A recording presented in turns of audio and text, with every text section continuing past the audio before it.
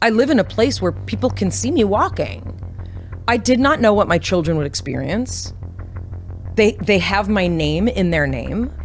My older one is a doppelganger. I hate to say it. It's like Mayim Bialik walking around, like, you know. For years, Mayim Bialik seemed like the one person in Hollywood who had everything figured out. She was the child star who became a neuroscientist, the sitcom actress who earned Emmy nominations, and the unlikely Jeopardy host who kept finding success. But behind that remarkable career was a very different story.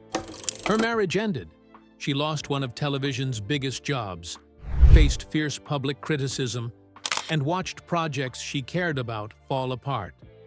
It's those people who tease me or make me feel bad for being sentimental or emotional because they don't like me having feelings that they don't want to handle. So what really happened to Mayim Bialik? Join us as we uncover the extraordinary story behind her most difficult years.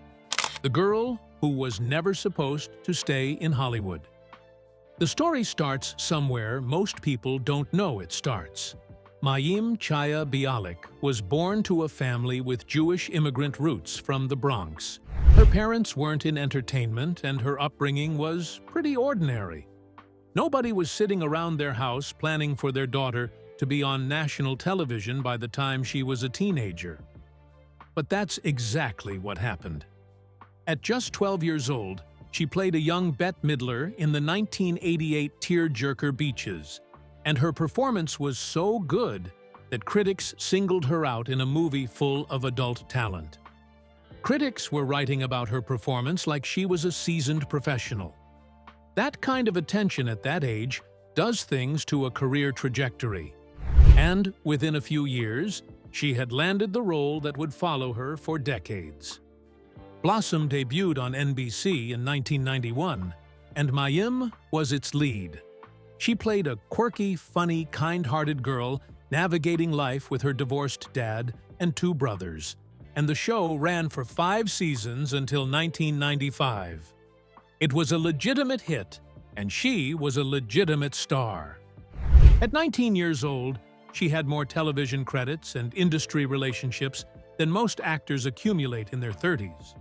She could have leaned into Hollywood full-time, taken whatever roles came next, and built the conventional entertainment career that her early success pointed toward. She did the exact opposite.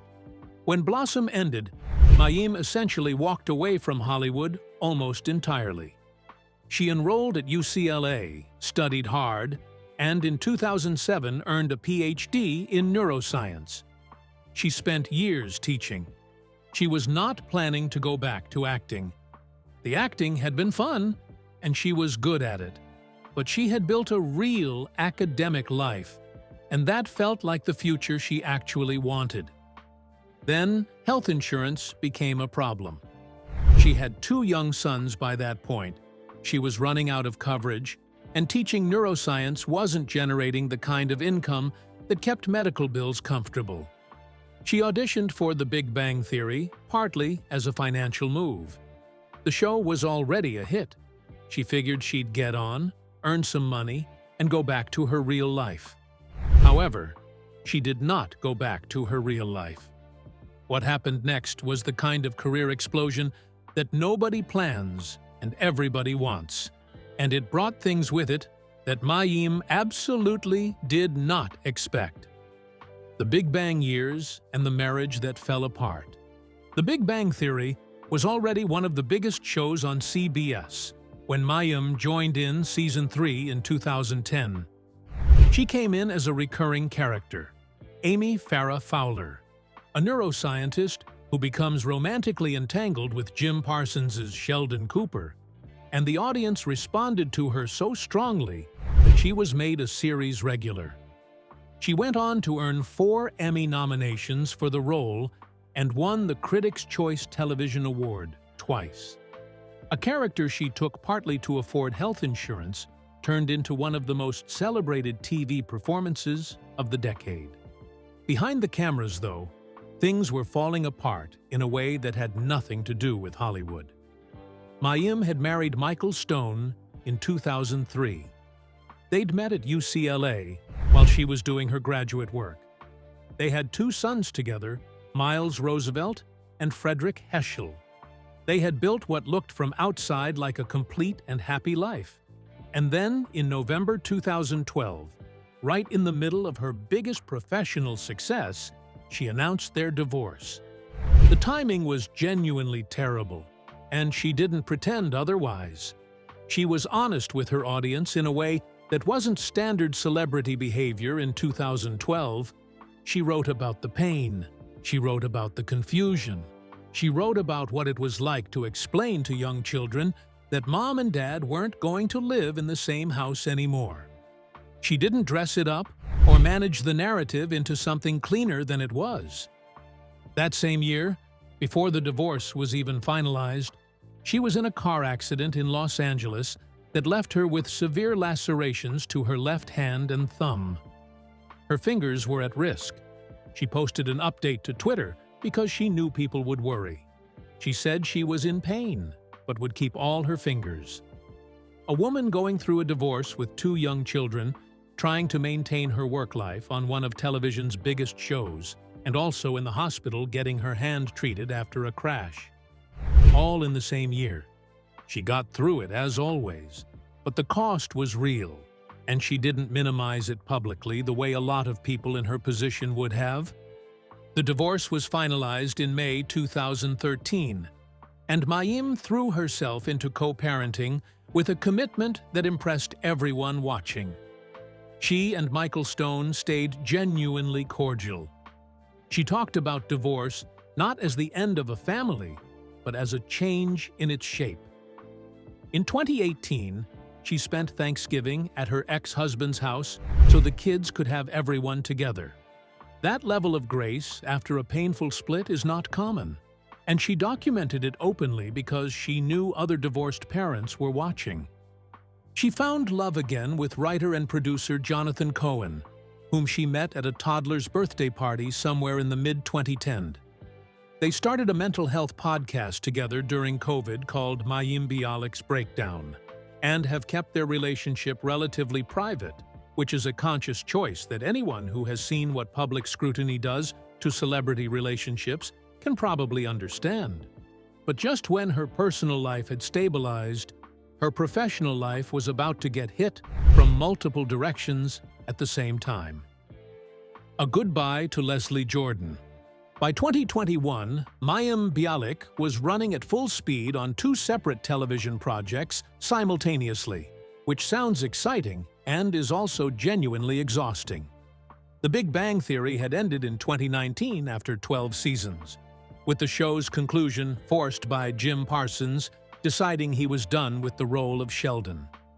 It was one of the highest-rated series finales in recent television history. Mayim's character got a beautiful ending, but the show was over, and she had to figure out what came next. What came next was actually two things at once. Call Me Kat premiered on Fox in January 2021, with Mayim starring as a 39-year-old woman who uses her wedding savings to open a cat cafe in Louisville, Kentucky, instead of getting married. The show was produced with Jim Parsons' company, based on a beloved British sitcom called Miranda, and it gave Mayim her first lead role in a sitcom since Blossom ended in 1995. At the same time, she was brought on as a rotating host on Jeopardy, following the death of the legendary Alex Trebek, eventually being named as one of two permanent hosts alongside Ken Jennings in 2022. For a while, this was the kind of professional renaissance that entertainment journalists write breathless articles about. Two major television gigs at the same time. One of the most iconic game shows ever made. A sitcom she was also producing. She was busier and more visible than she had been since the heights of the Big Bang Theory.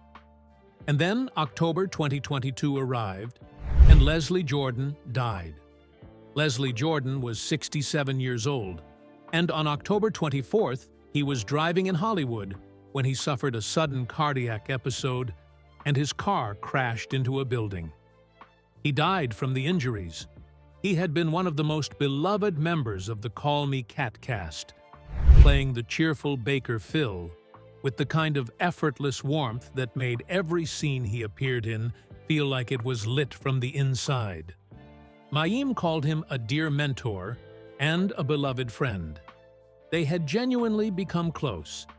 The show stopped production so the cast could grieve properly, and when it returned, the hole Leslie Jordan left behind was enormous and obvious. The producers wrote his character's exit as a happy one. Phil married his boyfriend and moved to Tahiti because the alternative felt too brutal.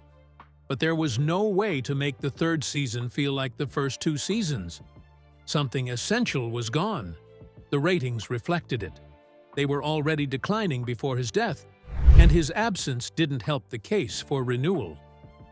In May 2023, Fox canceled Call Me Kat after 3 seasons.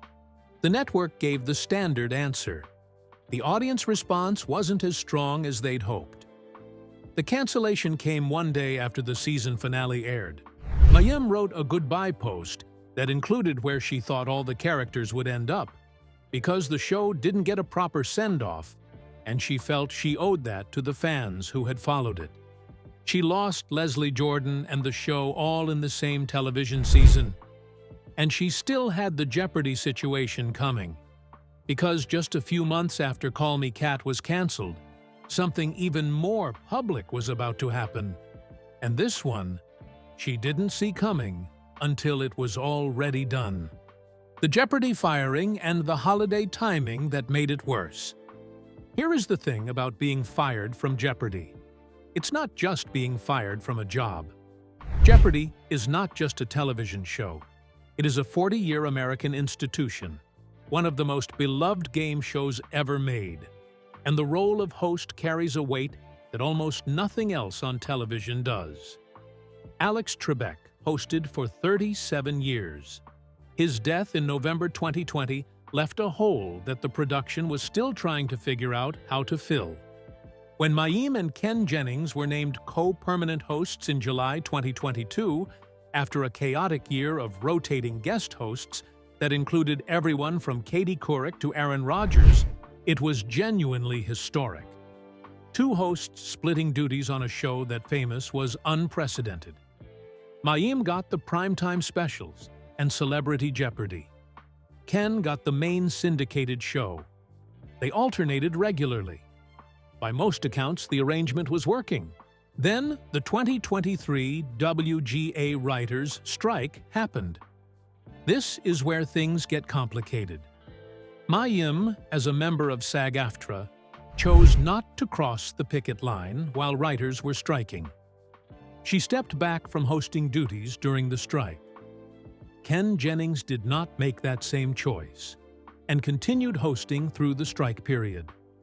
The production team noticed. More than noticed, according to Rolling Stone, Jeopardy executive producer Michael Davies said later that as Ken got more reps during that period, he got better, and he earned the job.